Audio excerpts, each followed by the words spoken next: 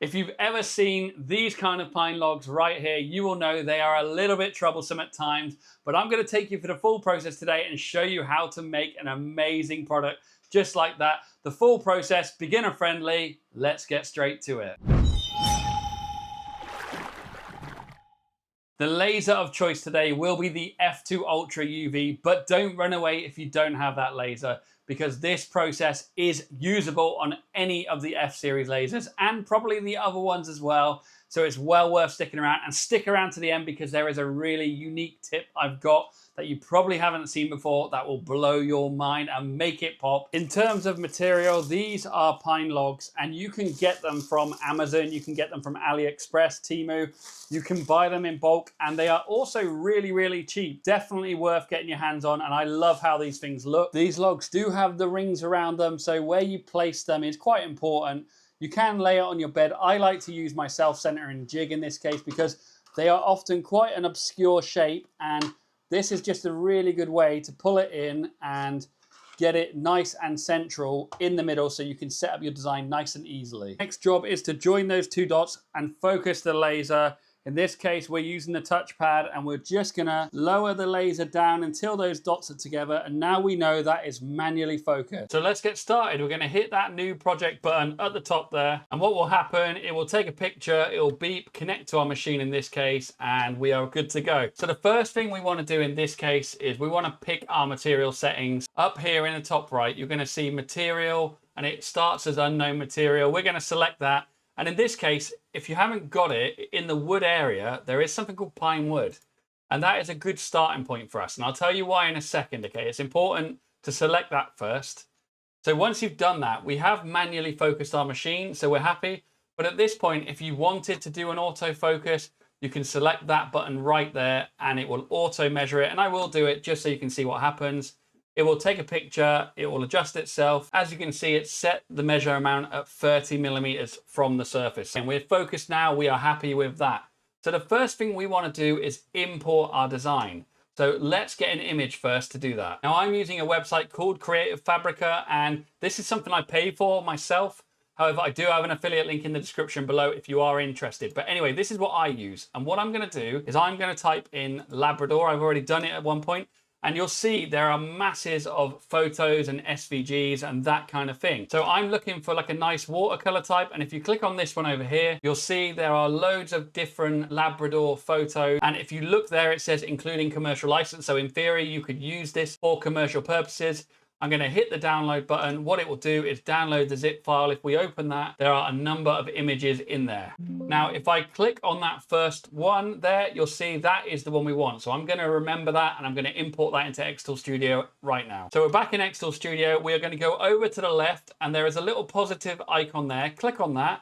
It will take you to an import folder. Just go to the folder you downloaded those files. And if they came in as a zip file, you will need to unzip them first. Then we're going to click on our image here and it should come in like this. So the next thing we want to do is just size it to the right area on that log there. And I'm just literally dragging that middle handle there. If you grab it on the middle point, it will do the whole image in the right proportion, just like that. So I've dragged it down to the right size. That's quite good there. The next thing I want to do, and I'm going to go back into Creative Fabrica for this, is I want a nice border. So I'm going to type in round border and then SVG. That's a file type. It's like a vector. So on here, once again, you can scroll through, find a border you like. I already have one, so we're going to move back in and I'm going to import it. We're going to click that plus icon. This one is called circle.svg because it is an SVG and it comes in 3 different types. If you ever get a file that does that, just right click on it, ungroup it, keep the one you want. And in this case, I would like the ones here. Then just select those files, right click, group them together again, and that way you can move them. So now that we have them, we're just going to position them on our log. And what you'll notice is that our log is an oval shape. So if we try to just have it like that, it might look a bit bad, really. I mean, I don't like it myself. You might like it. What I want to do, though, is drag it to at least copy the perimeter of it a little bit. So to do that, we want to go up here and there is a lock aspect ratio box. Click on that. Then we'll come back to our design. And now what we can do is if we click on a handle, it will just drag that and it will not lock the aspect ratio. So we're going to do that for all of the edges. It doesn't have to be perfect. I just personally like it to be parallel to the outer circumference. And that's pretty good to me. I'm happy with that. Then we're going to reposition our dog a bit. I'm going to make him a little bit smaller. And there we go. And remember, this will work with any type of photo. The next thing we're going to do is we're going to put the name Ted, which is the name of my dog who recently passed away, and I miss him a lot. So this is made for him. So we're going to click on that T button over there. And what that will do is we now have to click anywhere on the screen, and then we're going to type the name. In this case, I'm going to type it as Ted. By default, it will be score. If you look to the right, it will come in as a score. We're going to change that to engrave. And then as you can see right there, we've got a nice font. So there are loads of fonts in XTool Studio. So we're going to use monotype cursiva. I really like it. It's got a classy look to it. I'm going to make it a little bit bigger there, drag it in, drag this over. And this is just about positioning things so they fit.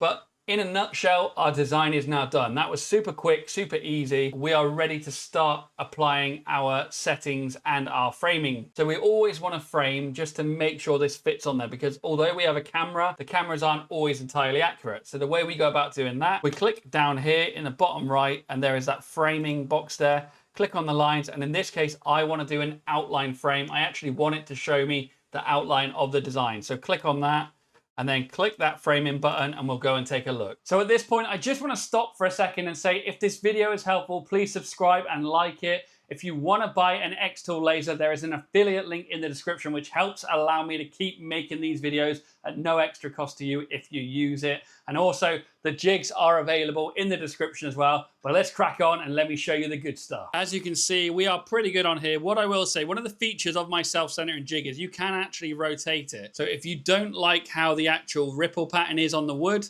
you can adjust it to what you think is going to be nice.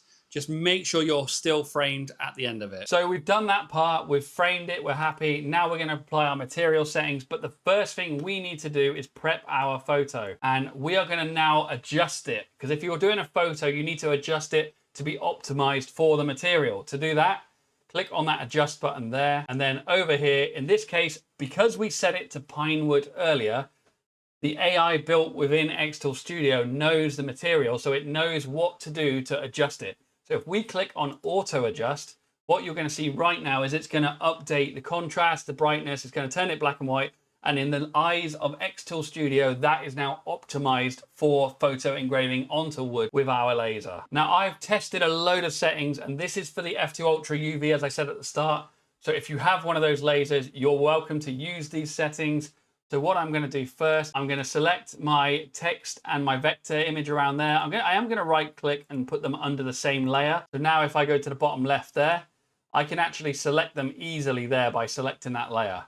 Now over here, so there is a reference setting. This is a setting XTool recommends. I've tried it, it's okay, but I've got my own settings I've defined. And if we click on Pine Log Vector Dark, these are the settings I recommend. 96 power, 105 speed, 200 lines per centimeter, and 40 frequency. That's what we're doing for those. Now the image itself, we're going to click on that. And this is an image, like I said, so you'll get a different type of settings. If we move over, once again, the reference settings, they're okay. They work all right if you want to try them. But I have got my own that I've used, and they work really nicely. And that is 535 dot duration, 93% power, 700 DPI, and 125 frequency. So those settings are good. We are now good to go. So let's send it through. And like I said, I've got a tip at the end, a little trick, which is going to make this pop even more. So stick around till the end, because it's really crucial and it will really elevate those results. So we're going to click on the process button. That is going to take us through to this and give us approximate time. On the UV laser, it is a very fine dot, so it will take some time. In this case, 27 minutes. You can reduce it by reducing some of the settings, but it is worth the wait. One other important factor here is we are engraving wood, so there will be smoke and soot. I recommend getting yourself a pre-filter, which allows you to catch all that dust and save your filtration. Also, I have an extractor out the back. Make sure you have those things in place. That is also linked in the description.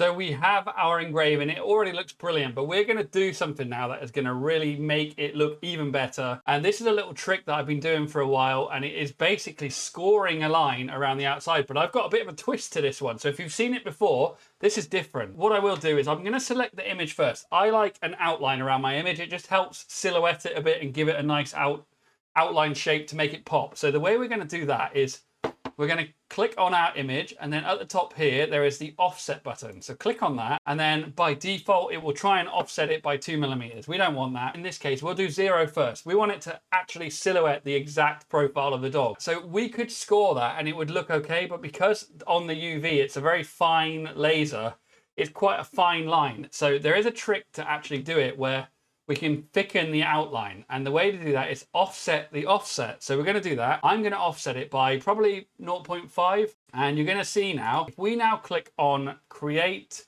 compound vector at the top, when we've got them both selected, and click on engrave, what we've now done is create a nice thick outline around our image. And now all we have to do is use those same settings, Pine logo, vector dark, and I'll show you there to remind you. Those settings there will now create a beautiful outline. With the text, what we will do is, well, we could do the same if we want, but in this case, all I'm going to do is click on score. These are the default settings it gives you. I like to put it up to 100, and I like to do it at about 30 speed. And you can do that the same for this group as well. We'll score that 100, 30 speed. And there you go. What we will now get is we will get a beautiful outline around everything. So let's do it, and I'll show you how it looks at the end.